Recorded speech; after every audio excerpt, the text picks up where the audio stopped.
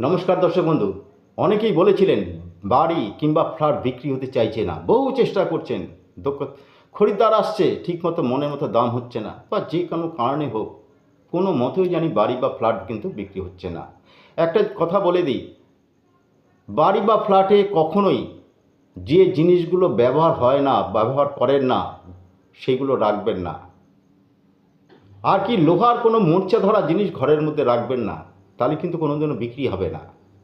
আর কি করবেন না, ওই ঘরে কোনো মরা মানুষের ছবি যেন না থাকে, তাহলে জানবেন ও বাড়ি কোনো সময় বিক্রি হবে না।